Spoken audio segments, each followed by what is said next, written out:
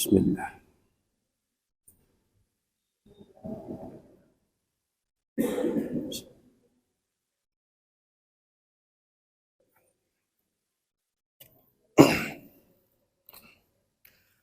Bismillahirrahmanirrahim.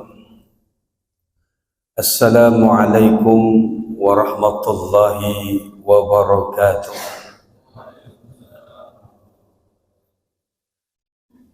Bismillahi wal awal qabla kullil awal wal akhir ba'da kullil akhir wal awal wal akhir wa zahir wa batin. Allahumma salli wa sallim ala sayyidina Muhammad wa ala alihi wa ashabihi ajma'in. Qala Allah ta'ala fil Qur'anil Karim, a'udzu billahi minasy syaithanir rajim. Bismillahirrahmanirrahim. Faman kana yarju liqa'a rabbih faly'amal 'amalan shalihan wa la yusyrik bi'ibadati rabbih ahada. Shadaqallahul azim. Orang tua kami yang insyaallah dimuliakan Allah Subhanahu wa taala, para alim ulama, para kiai, para ustadz, terlebih khusus imam masjid, para pengurus masjid, tokoh masyarakat yang insyaallah dimuliakan Allah Subhanahu wa taala. Bapak-bapak, ibu-ibu, tetangga-tetangga kami, abang-abang kami, kakak-kakak kami, adik-adik kami, anak-anak kami yang insyaallah di dunia dan kelak nanti di akhirat mendapatkan syafaat dari Rasulullah sallallahu alaihi wasallam.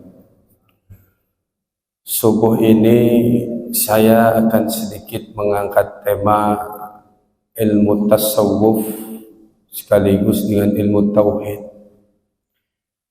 Tauhid diperlukan sebagai pondasi, Bapak Ibu, untuk menuju tasawuf.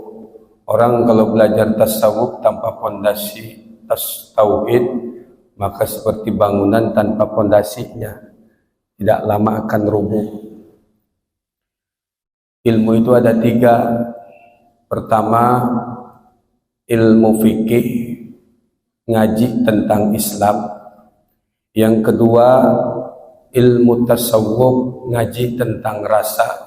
Yang ketiga, ilmu tauhid, ngaji biasa banyaknya pakai logika, akal, dalil aklinya di situ. Kenapa demikian?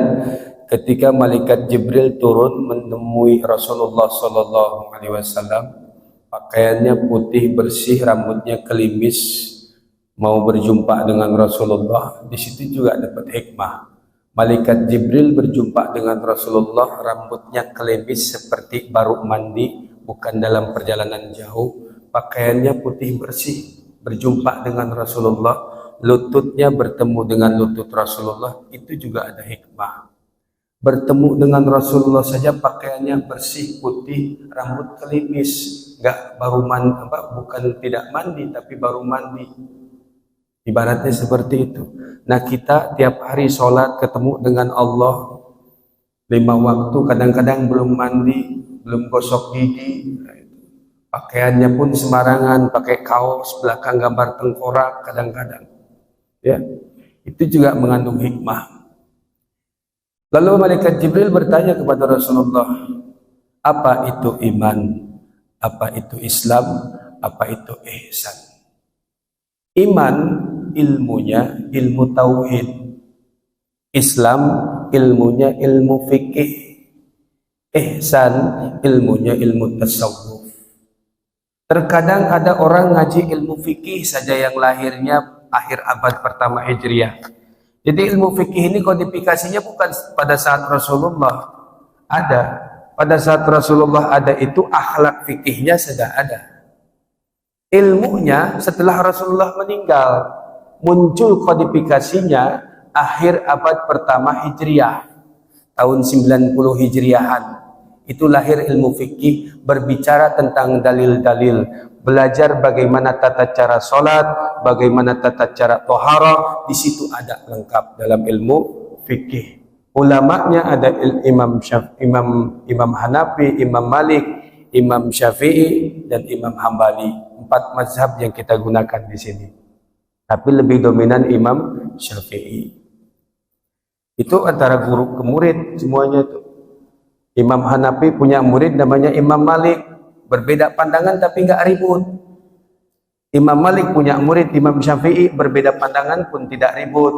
Imam Syafi'i punya murid Imam Hambali, bukan Ustadz Hambali. Imam Hambali itu pun beda pandangan, nggak ribut. Ilmu fikih lebih banyak menggunakan dalil. Kalau ada orang dikit-dikit, mana dalilnya? Mana dalilnya? Mana dalilnya? Nggak pakai perasaan, gampang nuduh orang sesat. Itu namanya dia baru ngaji fikih, nggak masalah. Wajar baru ngaji ilmu fikih. Maka kita perlu ngaji lagi ilmu tasawuf, malah rasa, supaya kita ngaji dalil pakai perasaan. Nggak gampang-gampang nuduh orang sesat, nggak gampang nuduh orang bid'ah. Pakai perasaan, itu ngajinya ilmu rasa, ilmunya ilmu tasawuf. Nggak cukup juga hanya tasawuf, hanya pakai perasaan. Agama nggak boleh pakai perasaan saja. Akhirnya lahirlah aliran-aliran sesat, kayak Syekh Siti Jenar, ya, kayak apalagi tuh Panji Gumilang, ya, nggak tahu udah meninggal apa enggak tuh. Apalagi yang ngaku nabi, musaddiq, ngaku malaikat, itu ngajinya pakai perasaan. Nggak boleh hanya perasaan, naik lagi peringkat ilmu tauhid, pakai akal, naik lagi akal. Kenapa pakai akal? Karena akal diturunkan oleh Allah, diciptakan oleh Allah khusus untuk manusia. Sebagai apa? Sebagai lampu penerang. Ini belum masuk ke materi Bapak Ibu, baru prolog. Manusia ini tercipta dari jasadnya tanah, ruhnya itu cahaya. Percaya ada ruh nggak Pak? Percaya nggak Pak? Ada jasad, ada ruh. Jasadnya dari tanah, ruhnya dari nur. Jin jasadnya dari api, ruhnya dari nur, sama. Bahan bakunya sama. Malaikat jasadnya dari nur, cahaya, tapi beda dengan ruhnya. Ruh juga dari cahaya. Jadi malaikat itu cahaya tambah cahaya. Kalau jin api dengan cahaya, kalau manusia dari tanah dengan cahaya. Ruh itu sifatnya wujud ardi. Kalau dalam ilmu tauhid, wujud ardi itu ada awalnya, nggak ada akhirnya. Sama seperti surga dan neraka diciptakan oleh Allah, ada awalnya tapi nggak ada akhirnya, nggak ada matinya. Kalau jasad, mau jasad jin, jasad malaikat, jasad manusia, itu sifatnya wujud majasi. Wujud majasi itu adalah ada awal, ada akhir. Kalau Allah apa? Wujud hakiki. Maka kita kenal ada sifat nafsiyah, wujud. Nah, sifat nafsiyah cuma wujud. Ruh itu tercipta dari cahaya. Kalau misalnya gini dah, cahaya ketemu cahaya, terang apa enggak? Terang apa enggak Pak? Terang. Jelas enggak hitam, putih, merah, hijau, kuning? Jelas enggak? Jelas. Sekarang Bapak bawa obor, nggak ada cahaya lampu kayak begini nih. Bawa obor, kira-kira bisa nggak kita jelas menerangkan ini hijau, ini merah? Enggak, agak remeng-remeng, betul enggak? Jin nggak punya akal, maka nggak ada lampu neonnya dia. Kalau manusia beruntung sekalipun dari tanah gelap gulita, Allah berikan bekal yang sangat luar biasa. Apa? Akal. Akal itu lampu penerang, supaya kita bisa membedakan mana yang hak, mana yang batil, bisa membedakan mana yang hitam, mana yang putih, hijau, kuning, bisa membedakan mana baik, mana buruk. Itulah akal. Tapi akal juga perlu diisi. Sekarang Bapak punya lampu nih, ini masjid ini ada lampu, tapi nggak ada aliran listrik, nggak bayar listrik misalnya, atau nggak bayar token listrik, kira-kira nyala nggak tuh lampu? Pencet tuh stop kontak, nggak bakalan nyala-nyala. Ada yang punya listrik tapi stop kontaknya nggak dinyalain, ya tetap juga gelap gulita. Maka perlu diisi dengan ilmu. Nah, listriknya itu ilmu. Ilmu terbagi menjadi dua. Dalam ilmu tasawuf terbagi menjadi dua. Ada al-ulum al-muktasabah. Yang kedua al-ulum al-ghaib. Apa al-ulum al-muktasabah? Al-ulum al-muktasabah itu ilmu yang didapat dari sekolah-sekolah pendidikan formal, pesantren. Ya, pesantren kayak ngaji gini nih, ya, ilmunya lewat dengar, lewat mata, ya. Itu al-ulum al-muktasabah dengan sekolah, pesantren dan lain-lain, itu secara formal. Tapi ilmu al-muktasabah itu enggak hakiki. Kenapa? Karena kalau misalnya kita kebentur saja amnesia, lupa tuh semuanya, ambrol semua tuh ilmu yang kita dapat ya. Hafalan Al-Quran penuh di kepala, kecelakaan lalu lintas terbentur aspal, tuh hafalan hilang semua. Ya. Ada lagi ilmu yang hakiki apa? Al-ulum al-ghaib. Al-ulum al-ghaib ini adalah ilmu kesisian yang datang dari Allah. Dapatnya di mana? Cuman satu cara kalau kita ingin dapat. Dan satu ayat juga diterangkan dalam Al-Quran. Kalau ingin mendapatkan ilmu al-ulum al-ghaib, ilmu kesisian yang langsung datang dari Allah, itu melalui ilham. Ilham itu khusus untuk seluruh umat manusia. Wahyu itu khusus datang untuk para nabi dan rasul. Ilham itu bimbingan dari Allah. Apa ayatnya? Fa'alhamaha fujuraha wa taqwaha. Aku ilhamkan kepada jiwa dua jalan, jalan fasik dan jalan takwa. Jalan fasik mengantarkan kita ke nerakanya Allah, jalan takwa mengantarkan kita ke surganya Allah. Itu perlu ilham, perlu bimbingan. Siapa yang bimbing? Allah. Bagaimana agar ilmu itu didapat dari Allah? Satu caranya, qad aflaha man zakkaha. Apa kata Allah? Maka beruntunglah orang yang menyucikan jiwa. Untuk mendapatkan ilmu kesisian dari Allah, satu caranya, sucikan jiwa. Nah, ilmu menyucikan jiwa itu adalah ilmu tasawuf. Tapi sebelum kita mau menyucikan jiwa, tentu kita harus tahu kita ini bertauhid pada siapa. Kita ingin tanamkan apa ke dalam kalbu kita setelah suci? Karena kan dalam ilmu tasawuf itu belajar tentang huruf jim ke kha. Jim, ha, kha. Tajalli, tahalli, takhalli. Jim, ha, kha. Jim itu titiknya di dalam. Ha itu tidak ada titik. Kha itu titiknya di luar. Maksudnya apa ilmu tasawuf? Berusaha membersihkan titik yang ada di luar tadi menjadi huruf H. Kosongkan kalbu kita, sucikan kalbu kita. Setelah itu titikkanlah Allah dalam kalbu kita menjadi huruf jim, tajalli. Nah itu ilmu tasawuf. Prosesnya apa? Ada syariat, ada tarekat, ada hakikat, ada makrifat. Itu proses ilmu tasawuf. Kerangka pikirnya di situ. Dan itu tidak boleh dipisah-pisah. Saya sudah bermakrifat kepada Allah, gak perlu lagi syariat. Ada. Kalau kita di Batam ini pernah ada satu tempat, karena seorang ibu-ibu pernah jamaah. Ustadz, saya ikut torekoh nih. Dia ustadznya sudah makrifat kepada Allah. Itu gak perlu lagi sholat gerak dari takbiratul ihram sampai tahiyat akhir, cukup ingat saja. Ada tuh. Maka kita harus hati-hati. Kadang-kadang orang nyasar itu pada saat jalan thariqah. Di Cirebon ada tuh namanya thariqah Imaduddin. Ya sholatnya nggak perlu sholat takbiratul ihram sampai tahiyat akhir, nggak perlu sholat zuhur, asar, maghrib, isya, nggak perlu pakai gerakan, cukup megang tiang. Makanya masjidnya banyak tiang. Imaduddin, tiang agama. Usolli fardhu dhuhri arba'a raka'atin mustaqbil. Udah sholat tuh megang tiang. Nah kadang-kadang zaman sekarang banyak orang ngaku Islam, KTP-nya Islam, tapi karena pondasinya tidak ada, rubuh keimanannya, rubuh bangunannya. Maka perlu kita pelajari tentang ilmu tauhid. Kalau di Marselia saya setiap 2 bulan sekali, minggu ketiga udah dijadwalkan. Tadinya nggak ada kajian tasawuf, alhamdulillah diantarkan lewat tema-tema, tapi tidak langsung kajian tasawuf, tema-tema. Terus saya alhamdulillah pesankan kalau bisa ada kajian tasawuf, ilmu tasawuf. Ustadznya jangan sama, biar banyak silaturahim.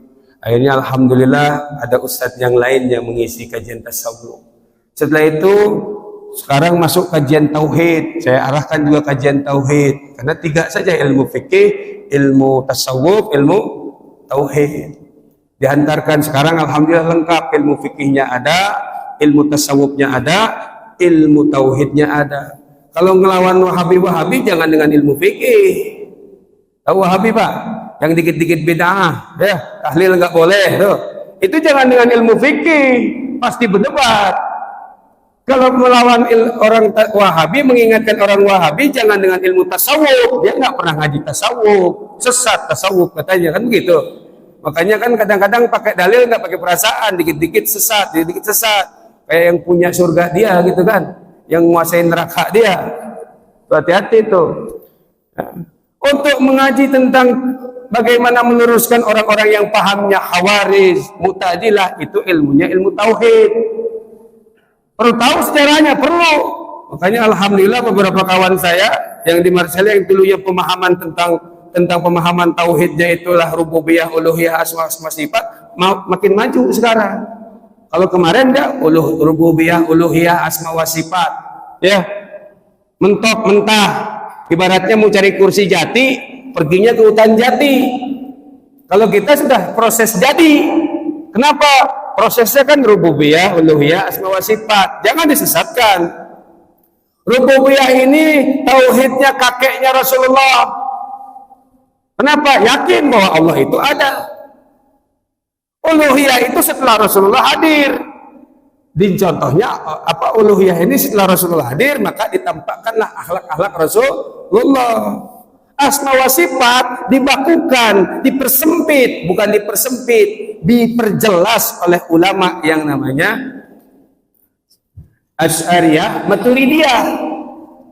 Asy'ariyah ini, Abu Musa al-Asy'ari ini adalah seorang Mu'tazilah asalnya, karena dia memiliki seorang ayah tiri namanya Ajibai. Ajibai ini Mu'tazilah, ulama Mu'tazilah. Kalau ceramah pahamnya Mu'tazilah. Mu'tazilah itu sama dengan Mujassimah lah, menjadikan Allah itu tangan, Allah itu nah gitu ya, Allah itu duduk bersemayam, kan begitu juga sama tuh, menyamakan dengan makhluk. Itu tuh Mu'tazilah. Setelah berdebat, kadang-kadang Asy'ari juga sering menggantikan Ajibai waktu belum berdebat. Setelah berdebat, pemahaman ada yang nggak masuk akal. Akhirnya apa?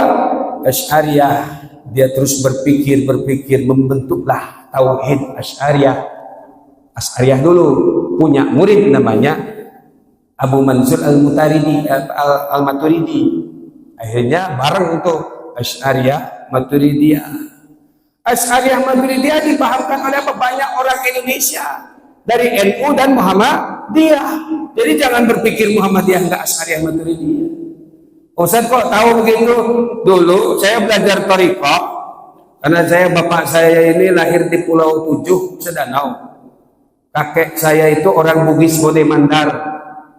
Belajar thariqahnya dari Syekh Abdul Manan. Kalau di Mandar itu ada seorang ulama yang menyebarkan Islam di Mandar dan sukses, itu Syekh Abdul Manan namanya, makamnya ada di sana.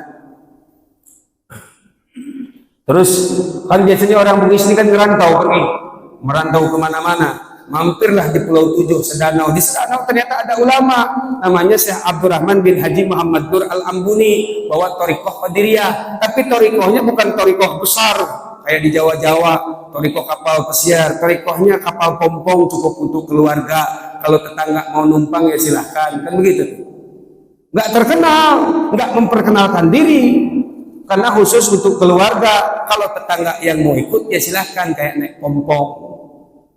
Tuh, saya belajar thariqah dari kakek, dari keluarga. Kalau orang thariqah pasti, kalau masuk ke Jawa pasti NU. Ya, tapi orang NU belum tentu thariqah. Itu aja. Nah, thariqah saya belajar. Terus saya lahirlah di Bandung. Karena kebetulan bapak saya ditakdirkan menikah dengan orang Tasikmalaya. Ternyata dari ibu juga, dia silsilahnya lahirnya dari Tasikmalaya. Nenek saya itu lahir di Tasikmalaya, ibu saya lahir di Bandung, di Semarang. Ibu saya lahir di Semarang. Nenek saya orang Tasikmalaya, punya kakek namanya Eyang Pura, saya manggilnya. Eyang Pura ini ternyata ngajinya thariqah Qadiriyah Naksabandiyah, mirip dengan Abah Anom. Cuman ngumpet. Beda dengan Abah Anom kan dia punya pondoknya, ngumpet, tapi pemahamannya sama. Kalau ngaji nggak mikir gini, kalau ngaji tuh nggak mikir saya guru, ini murid, nggak ada. Kita sama-sama makan bareng satu hidangan. Kebetulan saya yang punya hidangan, kebetulan saya yang masak, yuk kita makan bareng. Nah kayak begitu. Itu saya ngaji Setelah itu saya besar, dipondokkanlah saya ke Tangerang. Di Tangerang kebetulan Pondok Langitan. Waktu sanawiyah saya dipondokkan. Nah, di situ saya kenal ada NU, karena guru-guru saya NU di sana, Tangerang, Banten. Setelah kuliah saya ketemu dengan satu guru dosen di IAIN Sunan Gunung Jati. Saya kuliahnya di ekonomi, makanya gelarnya sarjana ekonomi. Tapi saya nggak banyak bawa buku ekonomi, saya banyaknya buku-buku Ihya Ulumuddin, tafsir kan gitu tuh. Nah, makanya heran tuh dosen, kebetulan dosen saya itu ya ngajar juga di IAIN, Dr. Hamdani Hamid MA. Atau saya udah lama nggak pernah ketemu beliau di Bandung. Orang Padang tuh. Pahamannya Muhammadiyah. Pernah saya baca Ihya Ulumuddin waktu itu. Kamu baca apa tuh? Ihya Ulumuddin, Bu ya. Oh, jangan kamu baca itu, nanti jadi pemalas kamu. Jadi orang Muhammadiyah dulu nggak baca Ihya Ulumuddin. Tapi saya akhirnya tetap baca, ngumpet-ngumpet nggak di depan beliau karena tetap menghormati beliau. Nah sekarang alhamdulillah Muhammadiyah, ustadz-ustadznya pada ngaji Mukasyafatul Qulub, Ihya Ulumuddin, ya, karangan-karangan Imam Al-Ghazali. Gitu. Alhamdulillah. Karena memang sebenarnya sama, dasarnya sama, yang beda itu furu'nya saja. Kalau NU lebih condong ke tauhid spiritual, ke dalam diri, makanya lebih banyak ngapalin kitab. Ya, ngaji-ngaji kitab ke dalam diri. Kalau Muhammadiyah etis tauhidnya ke masyarakat, makanya lebih banyak bikin sekolah, ya, bikin sekolah, ada bank juga kadang-kadang itu untuk masyarakat. Coba kalau digabungkan tuh, makanya Indonesia merdeka. Karya dari siapa? Para ulama yang ada di Muhammadiyah, para ulama yang ada di NU. Tahu tuh orang-orang luar untuk menghancurkan Indonesia, hancurkan dulu tuh NU dan Muhammadiyahnya. Nyambung nggak nih? Ini sebelum ke materi lagi nih ke dalam nih, biar tahu sejarahnya. Hancurkan dulu NU Muhammadiyahnya. Makanya dulu saya ingat kakek saya bilang, nanti ada yang masuk tuh kotoran kuman-kuman melalui NU, ada yang masuk kuman-kuman melalui Muhammadiyah untuk menghancurkan NU Muhammadiyah, itu sekaligus menghancurkan Indonesia. Apa kumannya? Kumannya NU itu Syiah. Dia masuk jadi santri dulu. Karena yang mirip-mirip amalannya ya Syiah, yang beda itu dalam kategori dalam hal tasawufnya saja. Kalau ulama tasawuf yang ada di Syiah itu memurnikan ulamanya, tidak ada dosa. Nggak bakalan pernah bikin dosa itu ulamanya tuh, ulama Syiah. Tapi kalau ulama-ulama dari kalangan Ahlus Sunnah wal Jamaah, ulamanya tetap bikin dosa juga, cuman tahu cara kembalinya, kan gitu. Yang menyamakan itu sama amalannya, hampir sama, makanya dia masuk ke NU, ngegerogotin dari dalam. Nah yang mirip dengan Muhammadiyah apa? Wahabi. Ngotorinnya di situ, gerogotin. Akhirnya perbenturan tuh antara Muhammadiyah dengan NU. Dulu kan pernah ribut. Ya, cuman waktu itu belum menampakkan diri itu kuman-kumannya, masih ngumpet dalam badan. Jadi virus corona. Ya, belum bernama corona apa gitu, belum. Cuman baru flu, bersin, batuk, demam. Tahu, cuman nggak tahu namanya. Ya kayak corona lah, nggak tahu namanya. Sekarang baru tahu corona namanya. Nah, baru tahu sekarang ternyata Wahabi namanya, ternyata Syiah namanya. Itu pasti berubah-ubah nama, kayak corona juga. Ada Delta, apalagi ya? Ada 3 macam tuh ya kemarin. Itu juga kalau misalnya masih panjang masih ada namanya lagi tuh. Nah sama juga namanya kayak gitu. Akhirnya muncullah Wahabi. Wahabi udah ada antivirusnya misalnya ya. Antivirusnya udah ganti nama lagi tuh. Salafi. Kayak DITI juga begitu. DITI, habis itu apalagi NII, gitu ganti-ganti baju tuh, ganti-ganti merek. Maka kita harus waspada. Bagaimana agar kita bisa waspada? Ngaji, tambah ilmu, biar akal kita mikir. Jangan akal kita anggurin. Ini ada pengajian, masyarakat di sini udah berapa, yang datang cuma dikit, ya syukur masih ada daripada nggak ada sama sekali. Tapi alhamdulillah di sini banyak. Ada beberapa tempat yang cuma beberapa orang. Itu perlu, karena akal itu perlu kita terangi dengan ilmu. Al-ulum, kembali lagi ke laptop, al-ulum al-muktasabah, al-ulum al-ghaib. Bapak Ibu yang insya Allah dimuliakan Allah Subhanahu wa Ta'ala, di dalam Al-Quran surah Al-Kahfi ayat terakhir, ayat 110, Faman kana yarju liqa'a rabbih falyamal 'amalan shalihan wa la yusyrik bi ibadati rabbih ahada. Kata Allah, barang siapa faman kana yarju liqa'a rabbih, barang siapa mengharapkan perjumpaan dengan Allah Subhanahu wa taala. Nah ini berjumpa dengan Allah, kira-kira kita yakin nggak pengen berjumpa dengan Allah? Kira-kira bisa nggak berjumpa dengan Allah? Pak, jangan ragu-ragu. Kira-kira kita bisa berjumpa dengan Allah nggak? Bisa, cuman tempatnya, cuman satu tempatnya, bukan di Surabaya, bukan di Bogor, bukan di Jakarta, tempatnya surga. Kalau kita ingin rindu berjumpa dengan Allah, berharap berjumpa dengan Allah, tempatnya cuma satu, surga. Maka untuk berjumpa dengan Allah kita harus menuju ke sana dulu. Tapi surga bukan tujuan kita. Tujuan kita berjumpa dengan Allah. Sholat untuk apa? Biar masuk surga. Nah itu tujuannya salah. Masuk surga tapi nggak ketemu dengan Allah, rugi. Karena ruginya penghuni surga ketika sampai di surga nggak berjumpa dengan Allah. Karena masuk ke surga, nyampe terminal Soekarno-Hatta, saya pengen ketemu dengan si A. Ketemunya di Soekarno-Hatta, tapi nggak ketemu dengan si A, sakit hati apa enggak? Sakit, janjian di Soekarno-Hatta tapi nggak ketemu. Kita ingin ketemu dengan Allah, tempatnya surga, kita udah menuju surga, nggak ketemu, rugi kita. Jadi tujuan kita itu berjumpa dengan Allah. Syahwat yang tertinggi bukan ngumpulin bidadari, Pak. Bukan pesta seks di sana, bukan. Yang perempuan bukan ngumpulin perhiasan, bukan. Syahwat kita yang tertinggi para penghuni surga nanti kelak itu hanya berjumpa dengan Allah. Mau bidadarinya ada 1.000, 2.000, jutaan pun nggak menarik bagi kita. Yang menarik itu adalah berjumpa dengan Allah. Jangan dibayangkan di sini, oh nanti di sana gantinya bidadari surga, 1 bantal 7 bidadari, kan gitu. 1 bantal 7 bidadari. Dalam 7 rumah itu ada 7 kamar. Dalam 7 kamar itu ada 7 kasur. 7 kasur itu ada 7 bantal guling. 7 bantal guling ada 7 bantal. Di situ ada 7 bidadari. Jangan ngebayangin pesta seks. Kan ada dulu ustadz yang kayak gitu, sekarang udah tobat, alhamdulillah. Ya. Nanti syahwat yang tertinggi itu bukan perempuan, bukan bidadari, bukan perhiasan, bukan jabatan. Tertinggi di sana berjumpa dengan Allah Subhanahu wa taala.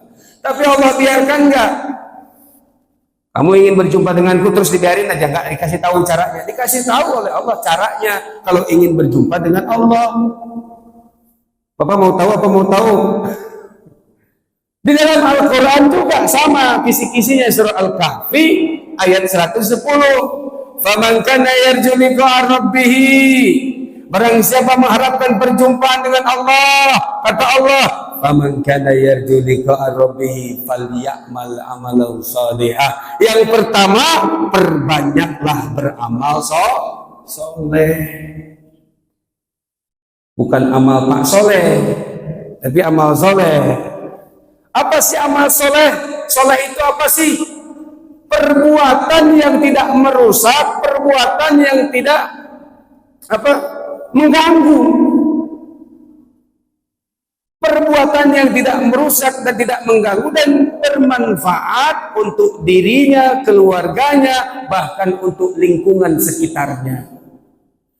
Kita punya tetangga atau enggak, kita bertetangga di dalam satu perumahan, kita ini suka usil di Facebook, suka usil, suka dengki, suka ngegibah, ya, ngomongin orang. Tetangga beli mobil, kita yang pusing mikirin mobil. Datang memang mobilnya mobil ambulan.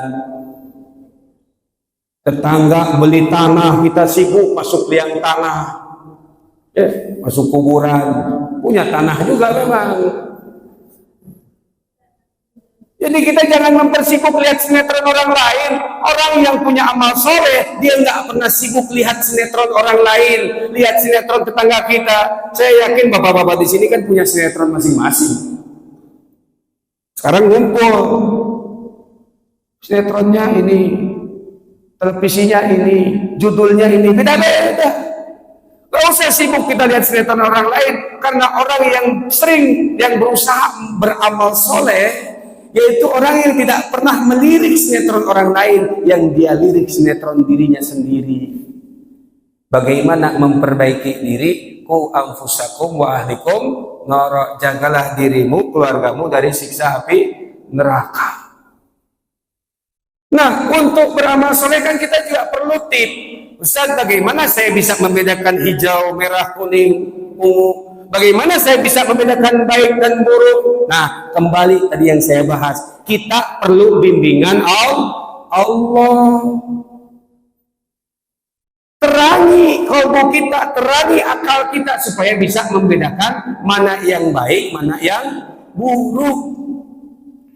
Kita perlu bimbingan Allah. Agar apa? Agar tangan ini berbuat baik, agar mulut ini berbuat baik, agar mata ini berbuat baik, agar seluruh panca indera ini berbuat baik.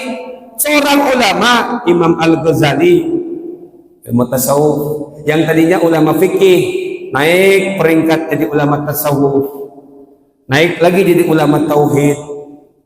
Seorang ulama tasawuf, Imam Al-Ghazali, mengatakan hati ini jenderalnya alam seluruh tubuh. Kalau kata jenderal A, kalau hati buruk maka tangan akan berbuat buruk, beramal buruk. Kalau hati baik maka tangan, kaki, seluruh panca indera akan beramal baik. Maka yang harus kita perhatikan adalah qalbu kita. Jangan dibiarkan menjadi tempat bermainnya syaitan. Tapi masukkanlah kalimat tauhid, biar hati ini menjadi tempat bermainnya hidayah Allah melalui malaikat-malaikatnya. Nah itu perlu bimbingan Allah. Fa'alhamaha fujuraha wa taqwaha. Dua tuh pilihannya. Kamu mau jalan fasik silakan, nggak perlu bimbinganku, kata Allah. Kalau ingin mendapatkan bimbingan dari Allah, apa yang harus kita lakukan agar kita berjalan di jalan takwa, jalan yang lurus tadi? Ihdinas siratal mustaqim, siratal ladzina an'amta 'alaihim ghairil maghdubi 'alaihim waladdallin. Itu seringkali kita doakan, memohon kepada Allah. Qad aflaha man zakkaha. Beruntunglah orang yang menyucikan jiwa. Berusahalah belajar bagaimana menyucikan jiwa. Panjang Pak sebenarnya kalau ngaji ini, nggak cukup waktu ini. Tapi ya kita secukupnya aja deh ya. Karena saya aja udah berapa tahun di Marselia, memang udah ditetapkan bulan kedua, minggu ketiga, bulan genap, minggu ketiga. Terus menerus, jadi by tema. Kembali lagi ke laptop. Untuk menyucikan jiwa, itu kita perlu tahu ilmunya. Karena antara manusia dan Allah ini ada dinding hijab. Dinding hijab.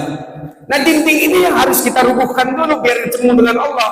Makanya ketika Isra Mi'raj Rasulullah Shallallahu Alaihi Wasallam, sebelum Isra, apa yang dilakukan Allah kepada Rasulullah? Turun malaikat untuk menyucikan hatinya, dicuci hatinya, dicuci. Karena kenapa harus dicuci? Karena Subhanalladzi, di situ Rasulullah akan berjumpa dengan Allah yang maha suci. Bapak pengen ketemu dengan Allah yang maha suci di surga, Bapak kotori hati nggak bakalan ketemu. Untuk bertemu dengan yang maha suci, hati kita harus suci. Ilmunya ada ilmu tasawuf. Ada dinding tuh, 4 dinding yang harus kita bersihkan. Nggak cukup cuma satu-satu saja lah ya. 4 dinding yang harus kita bersihkan supaya berjumpa dengan Allah, seperti Rasulullah ketika Isra Mi'raj berjumpa dengan Allah, walaupun pada saat itu berjumpanya masih pakai kaca Ray-Ban, nurnya nggak langsung melihat. Paham nggak Pak? Kalau kita ngelihat matahari pakai kacamata hitam kan masih nampak ya nggak? Tapi kan nggak jelas hakikatnya. Nah, sama ketika Rasulullah mendapatkan perintah sholat, berjumpa dengan Allah, tapi perjumpaannya masih ada hijab. Karena nanti perjumpaan yang langsung bertemu dengan wajah Allah itu di surganya Allah. Semuanya akan berjumpa. Kalau kita menjadi ahli surga yang berharap berjumpa dengan Allah. Makanya Rasulullah pergi berjumpa dengan Allah, bawa oleh-oleh sholat. Turunlah Rasulullah, as-salatu mi'rajul mu'minin, salat itu mi'rajnya orang-orang yang beriman. Kalau engkau ingin sampai doa kamu, ingin sampai semuanya kepada Allah, salat. Jadi amalan yang paling pertama yang harus kita lakukan, salat. Untuk mengenal Allah tanpa salat nggak bisa. Untuk beramal soleh tanpa salat nggak bakalan bisa. Ada orang beramal soleh banyak-banyak sedekah kemana-mana, tapi nggak sholat, nggak bisa. Bagaimana bawanya? Karena sholat itu kendaraan, Pak. Bapak banyak oleh-oleh, bawa isi mall, dibawa ke rumah. Pengen pergi ke Jakarta, tapi nggak ada pesawat, nggak ada mobil, kira-kira bisa pergi? Numpuk di rumah. Kita punya amal banyak, terserah mau sedekah, zakat, tapi nggak sholat. Ibarat orang mau pergi ke Jakarta, oleh-olehnya banyak, tapi nggak ada kendaraan. Mau jalan kaki ke Jakarta, kan nggak bisa, Pak. Maka yang paling pertama yang harus kita bina, sholat. Sholat itu ada yang harus kita bina. Pertama, karena dalam dinding ini ada dinding yang pertama yang harus kita bersihkan. Itu dinding yang di situ membersihkan najis, hadas dan najis. Di situ sebelum sholat apa yang kita lakukan? Taharah. Bagaimana cara berjunub ya? Mandi junub kayak gimana? Habis junub jangan langsung ke pasar. Habis junub jangan langsung makan. Habis junub ya junub dulu, mandi junub dulu. Mandi junub bukan pakai sampo. Mandi junub itu kayak kalau orang apa ustaz-ustaz ulama-ulama dulu, kiai-kiai dulu kan ada kalau mandiin mayit itu ada mandi 9 tuh, mirip lah dengan mandi 9. Jadi 3 kali, ini 3 kali, ini 3 kali. Kalau di sini nggak ada tuh mandi 9 ya. Nggak ada kalau di kota. Di kampung dulu, orang tua dulu suka ada mandi 9, ngejunubin mayit karena kadang-kadang mungkin mayitnya nggak tahu junub.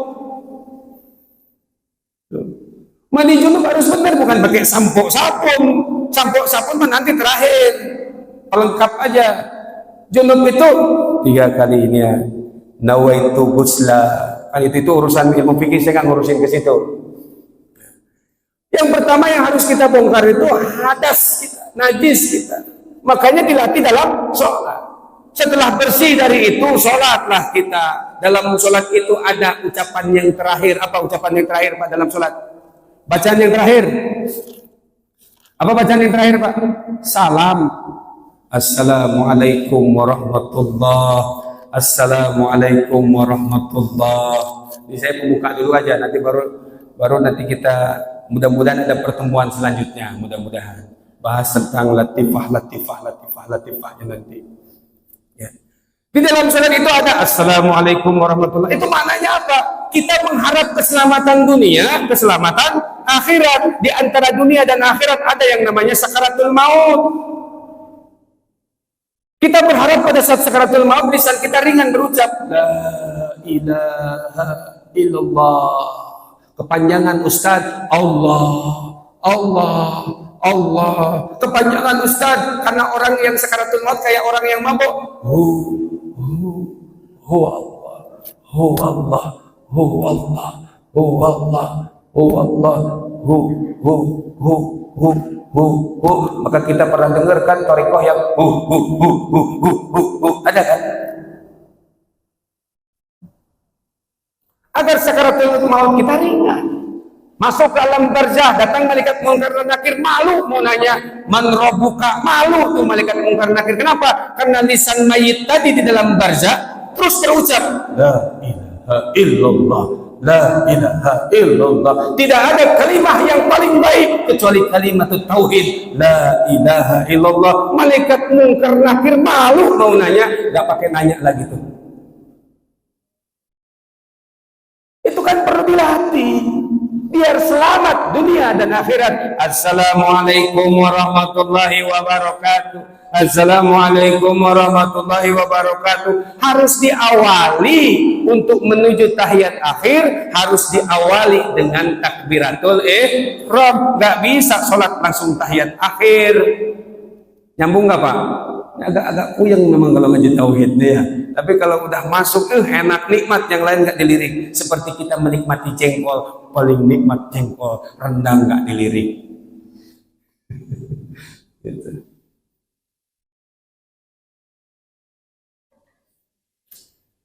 Itulah pentingnya ilmu. Bagaimana agar kita dapat bimbingan dalam sholat? Salam. Kita harus mulai dengan takbiratul ihram. Sebelum takbiratul ihram apa? Sebelum takbiratul ihram, usolli fardhu dhuhri, usolli fardhu ashri, usolli fardhu maghribi, usolli fardhu isya'i, usolli fardhu subhi lillahi ta'ala. Semuanya ujungnya lillahi ta'ala. Apa maksudnya? Dalam hidup awali dengan niat yang baik. Apa? Lillahi ta'ala. Mau nikah lillahi ta'ala, saya menikah lillahi ta'ala. Seorang ibu, saya nyapu lillahi ta'ala. Saya ngurus suami lillahi ta'ala. Saya ngurus rumah tangga lillahi ta'ala. Saya nyuci piring lillahi ta'ala. Saya bekerja ke perusahaan lillahi ta'ala. Semuanya lillahi ta'ala. Seorang ibu nyapu lillahi ta'ala, gak bakalan nyapu sambil ngedumel. Seorang suami bekerja lillahi ta'ala, gak bakalan pulang-pulang, saya itu udah capek bu, mikir, gak bakalan ribut karena lillahi ta'ala. Maka awalilah hidup kita ini dengan lillahi ta'ala, seperti akhlak dalam sholat. Itulah makna aqimus sholat. Dirikanlah sholat bukan pada saat kita sholat berjamaah. Ingin lihat khusyuknya sholat bukan pada saat kita sholat berjamaah. Ingin lihat khusyuknya sholat, lihatlah ketika kita di luar sholat. Fa idza qadaytumus sholat, setelah kita selesai sholat, fazkurullah qiyaman wa qu'udan wa ala junubikum, maka ingatlah kepada Allah ketika dia berdiri, ketika dia duduk, ketika dia berbaring. Itulah khusyuk dalam sholat. Bawa hidup sholat tadi itu dalam kehidupan kita sehari-hari. Apa ujungnya? Lillahi ta'ala. Ini belum masuk kajian lillahi ta'ala, la ilaha illallah, belum ini. Masih panjang. Kalau di Al-Ikhlas sudah, di Marzilia sudah banyak. Sampai ke sifat salbiyah, sifat ma'ani, sifat maknawiyah. Apa sifat salbiyah? Sampai saya bikin tema di Marzilia apa? Menguji kelayakan Tuhan. Menguji kelayakan Allah. Allah harus diuji kelayakannya. Karena Syekh Cijenar juga Tuhannya Allah.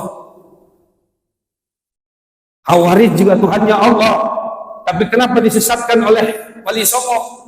Ternyata Allahnya KW-KW. Bukan Allah yang sebenarnya. Itu juga ada ilmunya sampai ke sana. Ya. Udah mendekati syuruk. Belum ya, belum syuruk Pak. Masih sanggup Pak? Masih dilanjut? Jadi untuk membersihkan jiwa tadi perlu proses ilmu. Bukan hanya sekedar udah bersihkan jiwa yang penting ini. Yang pertama sholat. Yang kedua apa?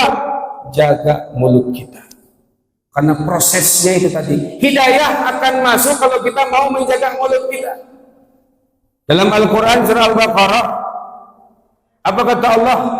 Ya ayyuhan nasu kulu mimma fil ardi halalan thayyiba. Hai manusia, makanlah yang ada di muka bumi ini tapi yang halal dan lagi baik. Nggak cukup hanya halal saja tapi harus baik. Karena jalan masuknya hidayah Allah, bimbingan Allah itu lewat jalan ke kalbu kita. Yang bimbing itu harus kita bersihkan dari kotoran-kotorannya. Dari mulai makanan yang harus kita jaga. Bapak, Ibu makan rendang halal apa enggak? Halal. Baik apa enggak? Belum tentu. Pas diperiksa, dicek dengan ilmu, ternyata di dalam rendang ngumpet tuh belatung kecil-kecil. Baik apa enggak kalau kita makan? Yang halal belum tentu baik, yang baik sudah pasti halal. Diseleksi dulu tuh makanan yang kita makan, karena bisa jadi penyebab gelapnya hati yang membuat Allah menutup hati kita. Khatamallahu ala qulubihim. Nggak sedikit, bukan hanya orang awam. Orang awam masih ringan, nggak ada beban. Tapi orang alim yang tahu ilmunya nggak sedikit yang gelap hatinya. Kita bisa saksikan bagaimana banyak ustadz-ustadz yang saling bacok-membacok, padahal sama-sama paham Al-Quran. Gak heran, kenapa? Karena dia tidak mau menjaga apa yang masuk ke dalam mulutnya. Yang dia lihat hanya halal, yang penting halal, yang penting halal. Dan sampai-sampai ke adik saya yang perempuan ketika datang 30 juta uang terima kasih untuknya, telepon ke saya, Long. Orang Sedanau kan Long, orang Melayu kan Long, ya Long gitu kan ya. Ada yang Pak Long, kalau saya ya Long, Long. Ini kita, karena beliau kerja di proyek perempuan, tapi kerja di proyek bangunan-bangunan pabrik gitu. Bikin-bikin bangunan pabrik, pakai werpak. Dapatlah uang terima kasih karena tender masuk lewat dia. Ada yang mau ngasih 30 juta, kebetulan Chinese. Terima jangan Long. Itu tujuannya apa? Nah tanya dulu, tujuannya apa? Tujuannya dia berterima kasih karena tendernya masuk, dimudahkan oleh dia. Saya bilang, kamu ketemu dengan dia karena kamu bekerja dengan di tempat itu kan. Kalau kamu gak bekerja gak bakalan ketemu dengan dia. Maka tolak. Yang halal dan baik bagi kamu, gaji kamu, kecuali kalau ada bonus dari perusahaan, itu halalan thayyiban. Yang penting kita bekerja dengan baik, gak korupsi waktu. Akhirnya ditolak 30 juta. Kira-kira aneh apa enggak? Aneh zaman sekarang, karena memang Islam di akhirnya akan asing seperti dulu awalnya asing. Ini enggak, main hajar aja. Saya bilang kalau kamu makan 30 juta, nanti akan mudah Allah habiskan lewat rumah sakit. Anaknya mudah sakit ringan jadi berat, masuk rumah sakit biayanya ratusan juta, lebih dari 30 kita keluarkan nanti. Iya ya Allah. Kalau gitu saya nggak bakal ambil, biarin aja. Memang saya butuh, tapi saya lebih baik minjem daripada saya ngambil itu. Alhamdulillah. Bisa nggak kita begitu? Bisa, cuman kita kadang-kadang ragu dengan kemahakayaan Allah. Ya Ghaniyu ya Mughni, ya Ghaniyu ya Mughni. Allah Maha Kaya dan memberikan kekayaan. Kita ragu dengan asmaul husnanya Allah. Maka hidup kita dalam gulita akan terus kurang dan kurang. Itu yang kedua. Dua aja dulu ya. Yang pertama sholat, yang kedua jaga apa yang masuk ke dalam mulut kita. Itu baru nanti kita akan belajar bagaimana mendobrak dinding dan dindingnya ada 4 dinding. Lalu dinding yang terakhir ada lagi 7 latifah yang harus kita pelajari. Ada sifat bahimiyah, titiknya di mana, bagaimana cara membersihkannya. Ada dinding di sini, ada dinding di sini, dinding di sini, ada dinding di sini. Itu zikirnya seperti apa dalam thariqah itu ada. Itu saja yang dapat saya sampaikan, mudah-mudahan bermanfaat. Nanti kita berlanjut kalau memang Allah berkehendak, pasti kita ketemu lagi insyaallah. Itu saja. Ada sesi tanya jawab Pak? Silakan kalau ada yang mau bertanya. Saya seperti biasa memang di ini kalau kajian ya ada dialog, silakan nggak apa-apa. Ada yang mau bertanya mungkin.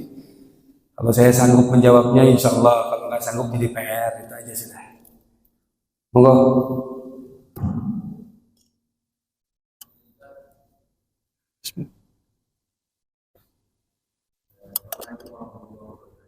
Waalaikumsalam warahmatullahi wabarakatuh.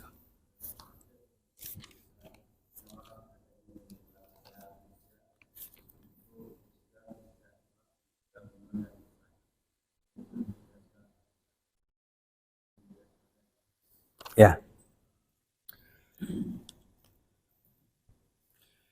Islam itu ilmunya ilmu fikih.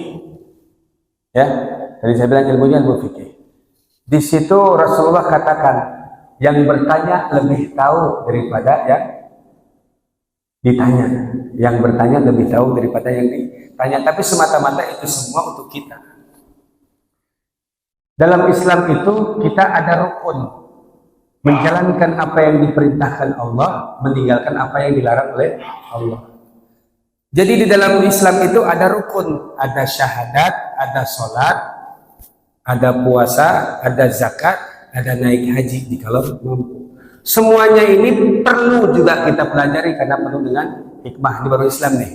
Di situ ada syahadat, bawa bagaimana agar syahadat kita bawa dalam sholat kita, bagaimana agar syahadat kita bawa dalam puasa kita, bagaimana agar la ilaha illallah tadi dibawa dalam zakat kita.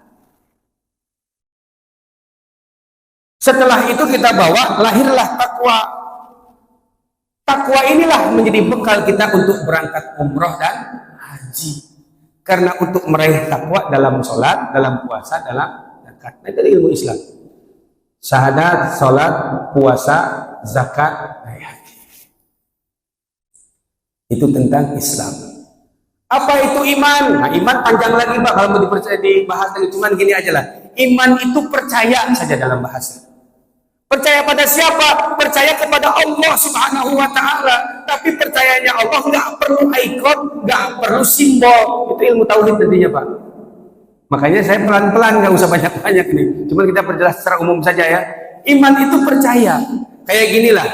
Percayanya orang Islam ini, iman orang Islam ini super daripada umat Kristen. Ada orang-orang yang lain lah, agama-agama lain yang bertanya, kalau Nabi Musa membelah lautan, ada saksinya. Kalau Nabi Isa menghidupkan orang mati, ada saksinya. Nabi Muhammad Isra Mi'raj, ada saksinya nggak? Apa iman orang Islam ini kok nggak ada saksi? Saya baru, kita nggak perlu saksi, harus melihat langsung. Itulah iman yang sesungguhnya. Kenapa? Bukan hanya percaya, tapi yakin. Meskipun kita tidak melihat langsung, karena tidak sedikit orang yang melihat langsung, dia banyak ingkar. Makanya kita lihat bagaimana Bani Israel melihat Nabi Musa membelah lautan, gak lama dia ingkar. Kita lihat bagaimana orang melihat Nabi Isa menghidupkan orang mati, gak lama dia ingkar. Kita umat Islam akhir zaman ada yang melihat Rasulullah. Kita tidak perlu melihat Allah, tidak perlu melihat Rasulullah, tapi yakin bahwa Rasulullah itu ada, Allah ada. Lewat apa? Bukti oleh-olehnya. Itu iman, Mbak. Nggak perlu ada ikon berjenggot misalnya ya, atau enggak Rasulullah itu fotonya ada. Nggak perlu. Iman lemah kayak begitu. Iman super itu nggak perlu melihat, tapi yakin dengan melihat bukti. Buktinya Allah ada apa? Adanya kita, adanya alam semesta. Buktinya Rasulullah itu ada, Isra Mi'raj. Nggak perlu bukti, karena bawa oleh-oleh sholat. Kan begitu. Yakin saya. Makanya iman kita ini bukan hanya sekedar percaya, tapi yakin. Nanti ada kajian tentang iman. Tentang iman. Panjang tuh. Bisa 1 episode, 2 episode, bisa tuh kalimat thayyibah. Terus apa lagi ihsan? Ihsan itu cerminan perilaku. Perilaku itu tadi amal soleh, perilaku kita. Menganggap bahwa Allah itu ada, merasakan Allah itu mengawasi kita, muraqabah. Itulah ihsan. Ketika kita salat, Allahu Akbar, kita yakin bahwa Allah, kita tidak melihat Allah, tapi Allah mengawasi kita. Itulah. Yakin setiap langkah hidup kita Allah melihat kita. Mau maling, Allah Maha melihat. Nggak jadi maling. Mau korupsi, ngumpet-ngumpet, Allah Maha melihat. Nggak jadi maling. Disuruh nyembelih, tapi jangan ada yang melihat. Nggak disembelih. Kenapa? Di mana-mana ada Allah. Nah itulah ihsan. Nah, itu perlu ilmu, perlu kajian. Untuk ngaji ihsan, ngaji Islam, ngaji iman. Itu Pak. Mudah-mudahan cukup Pak ya. Ada lagi? Makin panas ya. Silakan Pak.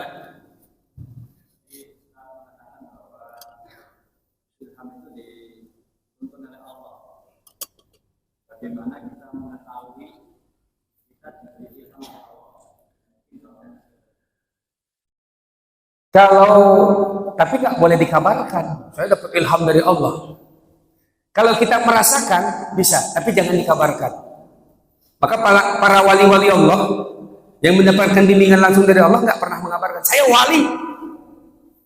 Wali kelas mungkin iya, wali murid iya. Tapi wali Allah nggak boleh dikabarkan. Saya laduni, pokoknya ada ustadz laduni, nggak bisa. Karena itu rahasia Allah. Ketika dia muncul, saya laduni. Ya, itu nanti Allah akan tarik semuanya, nggak boleh ngaku-ngaku. Tapi merasakan bisa. Semakin baik akhlak kita, itu kita bisa rasakan. Berarti kita mendapatkan bimbingan dari Allah. Saya mau misalnya contoh lah, saya mau ngambil rumah nih, kata orang-orang riba. Tapi siapa yang mau ngasih cash? Ya ikutinlah prosesnya. Kalau memang Allah mudahkan untuk proses itu, itulah yang terbaik. Nanti proses itu yang kita akan terima. Ternyata Allah bimbing kita ke arah yang benar. Kita akan merasakan sendiri Pak. Bimbingan Allah itu pasti ke jalan yang benar, jalan yang lurus. Tapi kalau misalnya bimbingannya ke pub, minuman keras, itu bukan bimbingan Allah, bimbingan setan. Makanya kita harus mempelajari. Jangan-jangan yang membimbing kita ada yang ngaku-ngaku Allah, karena Dajjal juga ngaku Allah nanti. Paham, Mbak? Gitu. Maka yang ketika kita merasakan bimbing, kita hanya sendiri yang tahu. Saya pun nggak bisa menceritakan saya dibimbing oleh Allah, nggak bisa. Ini ilmunya saja. Ya gitu. Kita yang tahu dan tidak boleh mengabarkan saya ini mendapatkan laduni. Ya, ada cerita itu. Saya mendapatkan bimbingan dari Allah, karena orang yang mendapatkan ilham dari Allah itu, kalau ada kata lain itu laduni. Dalam Al-Quran ketika dialog antara Allah terangkan kepada Nabi Musa akan dipertemukan dengan seorang hamba Allah yang ladunka, ya, ladunka. Itu makanya kita kenal di laduni itu. Yang dekat dapat bimbingan dari Allah Subhanahu wa taala, tapi nggak boleh ngaku-ngaku. Ini dia dukun nanti kalau ngaku-ngaku, Pak. Bisa ngobatin, buka spiritual, hati-hati.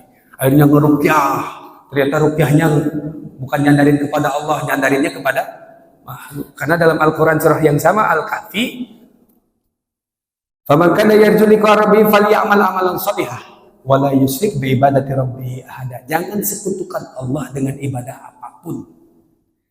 Zikir kita, jangan sekutukan Allah dengan zikir kita, dengan doa kita, dengan ibadah kita, sholat kita. Karena ciri orang yang memang akan berjumpa dengan Allah dua, selain dia berusaha beramal soleh, dua, dia tidak menyekutukan Allah dengan ibadah apapun. Ketika dia salawat ini ingin mengharap bantuan dari Rasulullah agar Rasulullah membantu memasukkan kalimat tauhid la ilaha illallah biar penuh dalam kalbu kita. Zaman sekarang kan orang membesarkan sholawat tapi mengecilkan la ilaha illallah. Sholawatnya didengungkan tapi nggak tahu tujuannya.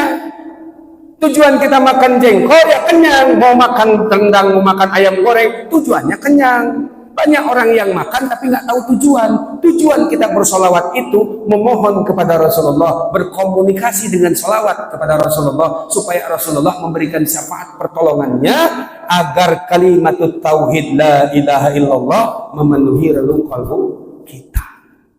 Ini agak panjang jawabannya, tapi sebenarnya jawaban tadi yang tadi sudah Pak. Jadi jangan sekutukan Allah dengan zikir la ilaha illallah, la ilaha illallah. Di sininya kaya.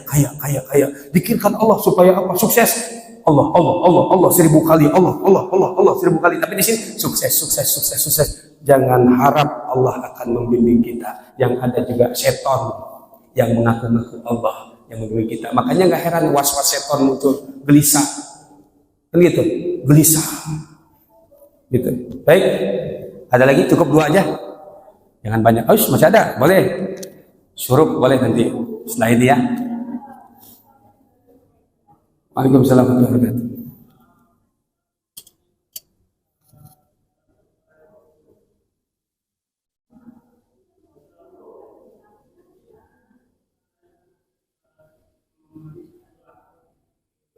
Kurang ini bisa ini enggak?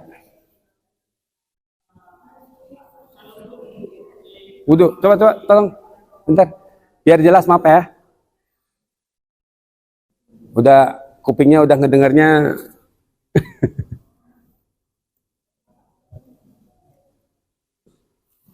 Terima kasih. Masalah dok. Ini masalah kita sekarang kan ruangan sempit. Kalau dulu kamu lakukan ruang besar untuk sendiri, kamu mandi sendiri, keluar sendiri. Zaman sekarang pasang sempit. Misalnya di situ kamu mandi, di situ toilet, di situ lain kita bisa untuk apakah bisa misalkan tunggu itu kita bersihkan dulu air dulu nanti situ berubah situ Najisnya ya. Terus itu pertanyaan pertama, masalah kedua setelah tempat juga ruangan sempit setelah suami istri setelah tempat sholat kan sekarang kan khususnya saya 3 kali 4 3 kali 5 disitulah untuk ruang sholat kan kalau masuk istri itu gimana itu pada sah itu sebabkan waktu berupa. Terima kasih. Kalau sah tidaknya itu ilmu fikih. Sah tidaknya, karena hukumnya ada dua, sah dan makbul, diterima. Jadi dan diterima. Ada yang jadi tapi tidak diterima. Istri kita masak, ini saya buka dulu. Istri kita masak, nunggu suaminya pulang biar suaminya makan. Pas udah masak, masaknya jadi apa enggak? Masak nasi kan enggak mungkin enggak jadi. Ya, masakan pasti jadi. Cuman masalahnya diterima apa enggak suami kita? Tiba-tiba suami kita makan di luar, pas datang enggak dimakan. Jadi yang jadi belum tentu diterima, yang diterima sudah pasti jadi. Pertanyaannya tadi kan jadi sah. Kalau bicara sah sebenarnya itu ranah ilmu fikih. Nanti pas kajian fikih itu bisa diperjelas lagi, ya Pak ya. Cuma kalau melihat itu, yang penting kita bersihkan, terbatas misalnya. Ruangannya di situ, kadang ada tempat wudhu misalnya. Ada tempat wudhu. Kita bersihkan secara hukum. Kayak model air kencing perempuan bagaimana, terus ini harus benar-benar dibersihkan, harus disiram. Kalau laki-laki bagaimana, kan ada tuh cara membersihkan hadas itu, najis itu. Bagaimana kalau najis ini gitu kan? Ya kita memang sudah yakin itu sudah bersihkan sebelum kita wudhu, tidak masalah. Jadi, tapi bicara terima nanti dulu ada kajiannya lagi. Makbul, mabrur itulah, jadi ada kajiannya lagi. Cuma bicara sah. Terus airnya bagaimana? Kan harus sesuai. Berapa kula? Ya, kalau misalnya tingginya hanya sebatas cuma 1 ember kecil ya nggak sah, karena harus batasan kulahnya harus pas. Untuk mensucikan itu harus batasan kulahnya harus pas. Kayak misalnya lebarnya berapa berapa bak itu ya, tingginya berapa, kan ada tuh dalam kajian fikih. Saya nggak usah jelasin tuh ranahnya ulama-ulama fikih, ustaz-ustaz fikih nanti yang ngaji itu. Nah, ada berapa ranahnya kulahnya itu. Batasan kulahnya harus pas. Kita wudhu aja bisa nggak sah kalau kulahnya nggak jelas. Terus ada yang gimana kalau air mengalir? Ya alirkan saja terus, nggak masalah. Betul. Yang penting kita pastikan itu bersih. Bisa jadi sah. Tapi pastikan dulu memang benar-benar sesuai dengan ini kita sembarangan. Istinja aja kadang-kadang kita sembarangan ya nggak? Ya. Habis buang air besar. Makanya nanti ujungnya pada saat kita sakaratul maut dimandikan, ada yang brol keluar kotorannya, ada yang mampet. Saya sering kali mandikan, ada yang brol keluar sampai nggak bisa berhenti, dipampetin paksa dengan kapas. Ada yang nggak keluar sama sekali, mampet. Memang Allah, ternyata dia suka mengamalkan amalan istinja. Mau masuk WC dia baca, pas tuduh, pas membersihkan istinja dia baca juga, terus dipampetkan. Kalau dalam ilmu tasawuf itu ulama-ulama tasawuf macam-macam tuh. Ada yang dipampetkan dulu dari segini, apa yang diniatkan dalam hati supaya mampet. Ada lagi yang sampai mentalak kotoran kita supaya nanti nggak ketemu. Kan begitu? Ada tuh macam-macam. Orang-orang kalangan-kalangan yang suka bid'ah kan nggak bakalan mau belajarin ini nih. Tapi pada saat sakaratul maut meninggal nggak keluar, mampet kayak orang tidur, dan kayaknya nggak keluar kotoran sama sekali, sampai bingung tuh bolak-balik dipijit pun nggak keluar. Ada. Karena amalan istinjanya dalam toharoh itu ada. Ya Pak. Terus yang kedua, sholat. Kalau tempat kita terbatas, bagi-bagi tempat. Laki-laki wajib ke masjid, kan nggak mungkin di satu wilayah nggak ada masjid, ya nggak Pak? Itu salah satu solusinya. Kalau kita malas ke masjid, ya sah, memang sah jadi, tapi diterima nggak sama Allah? Kan begitu pertanyaannya. Kita sholat mau diterima Allah atau mau jadi saja? Kalau jadi, ibu-ibu juga banyak yang jadi sholatnya. Sholat zuhur, sholatnya jam 2:30. Jadi sholatnya, tapi diterima nggak? Pada saat mau nganterin proposal sholat, kan setiap sholat tuh ada malaikat yang catat nih, buat di depan mejanya nih. Ini sholatnya tepat waktu, dicatat tuh. Nah jam 2:30, proposal malaikat yang mencatat sholat zuhur udah pergi. Terus kita sholat jam 2:30, jam 2 lah. Kalau sekarang kan zuhur lebih cepat ya. Batasannya jam 1:30. Kalau 1:30, jam 2 kita sholat, proposalnya nggak diterima lagi oleh Allah. Nggak diterima, sholatnya jadi. Karena banyak orang yang sholat jadi tapi nggak diterima. Makanya solusinya kalau terbatas tempat kita, si suami sholatnya berjamaah di masjid. Ustadz, saya di tengah hutan. Di tengah hutan beda lagi. Cuman kamar sedikit, tengah hutan kan luas tuh. Jadi nggak ada alasan kita tidak sholat di masjid. Karena Rasulullah mengajarkan Isra-nya dari Masjidil Haram ke Masjidil Aqsa, dari masjid ke masjid. Kalau salat kita ingin diterima oleh Allah, laki-laki wajib salat di masjid, perempuan utamanya di rumah. Tapi jangan dikatakan itu kan zaman Rasulullah gelap gulita. Nggak ada cerita zaman Rasulullah gelap gulita atau terang benderang. Kalau sunnah tetap sunnah. Jadi sekarang perempuan juga nggak apa-apa di masjid. Dihilangkan. Alasannya apa? Zaman dulu nggak ada lampu. Ada cerita, ya. Gitu. Jadi kalau bapak-bapak misalnya ada tempatnya terbatas satu kamar cukup dengan ibu. Kecuali kalau sholat sunnah nggak apa-apa, seadanya. Kita sholat sunnah ya. Sholat sunnah tahajud misalnya ya. Kita bareng-bareng dengan istri nggak masalah. Tapi sholat wajib, suami wajib ke masjid. Nggak mungkin tempat tinggal nggak ada masjid, ya. Itu kalau kita pengen diterima sholatnya. Tapi kalau sholatnya pengen jadi, ya silakan aja sholat di mana aja, nggak pakai wudhu juga jadi mah jadi. Cuman kan nggak jadi kalau itu. Wudhunya sudah, sholatnya sudah tepat sesuai ini. Tapi diterima apa enggak? Belum tentu jadi, belum tentu diterima. Sholatnya jadi tapi belum tentu diterima. Nah kita tujuannya apa? Pengen diterima sholat kita atau pengen jadi? Itu aja. Ya Pak. Baik, udah cukup ya. Mumpung habis ngaji, Bapak ada lagi pertanyaan? Ada. Mumpung habis ngaji kita sama-sama mohon kepada Allah Subhanahu wa taala. Mudah-mudahan ketika kita ngaji di majelis ilmu ini turun rahmat Allah, turun syafaat Rasulullah untuk membawa laporan kita ngaji ini. Membimbing kita nanti insyaallah. A'udzubillahi minasyaitonirrajim. Bismillahirrahmanirrahim. Alhamdulillahi rabbil alamin hamdan syakirin hamdan na'imin hamdan yuwafi ni'amahu wa yukabi mazidah. Ya Rabbana lakal hamdu kama yanbaghi li jalali wajhika wa 'azimi sultanik. Allahumma shalli ala sayyidina Muhammad wa ala ali sayyidina Muhammad. Allahumma shalli ala sayyidina Muhammad wa ala ali sayyidina Muhammad. Allahumma shalli ala sayyidina Muhammad wa ala ali sayyidina Muhammad. Allahumma rabbana taqabbal minna innaka antas sami'ud du'a wa tub 'alaina innaka antat tawwabur rahim. Ya Tuhan ya Allah, kami meminta kepadamu ya Allah, bukankah Engkau yang memerintahkan kami untuk meminta kepadamu? Allahus samad, Allahus samad, Allahus samad, Allahus samad. Dialah Allah tempat meminta segala sesuatu. Maka kami meminta kepadamu ya Allah, melalui majelis ilmu ini ya Allah, kami meminta kepadamu ya Allah, ampunkanlah dosa-dosa kami, ampunkanlah dosa kedua orang tua kami, mertua kami, guru-guru kami, ampunkanlah dosa pasangan hidup kami, ampunkanlah dosa anak-anak kami, abang-abang kami, kakak-kakak kami, adik-adik kami, ampunkanlah dosa tetangga-tetangga kami, ampunkanlah dosa kaum muslimin muslimat ya Allah. Ya Tuhan ya Allah, kami minta kepadamu ya Allah, melalui majelis ilmu ini ya Allah, kumpulkan kami kelak nanti di surgamu untuk berjumpa denganmu ya Allah.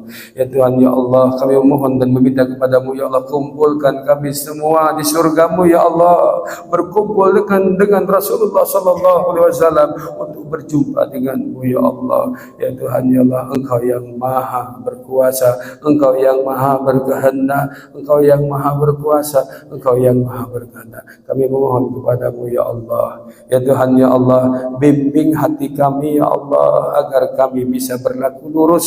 Ya Tuhan ya Allah, bimbing hidup kami ya Allah agar hidup kami bisa berlaku lurus sesuai jalan yang Engkau berikan, jalan takwa, menjalankan semua perintah-Mu, meninggalkan semua larangan-Mu. Ya Tuhan ya Allah, bimbing hati kami ya Allah agar senantiasa teguh. Ya Tuhan ya Allah, teguhkan iman kami ya Allah, pahamkan kami dengan kalimat tauhid la ilaha illallah.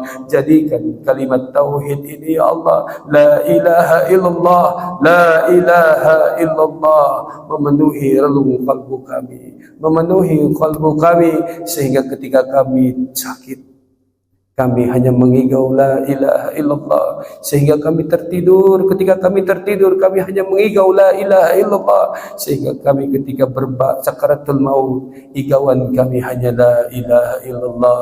Ketika kami berbaring di alam barzakh, tidak sanggup malaikat mungkar nakir bertanya kepada kami karena lisan kami terus berucap la ilaha illallah. Teguhkan iman kami. Yuthabbitullahu alladhina amanu bil qawli tsabit fil hayatid dunya wa fil akhirah.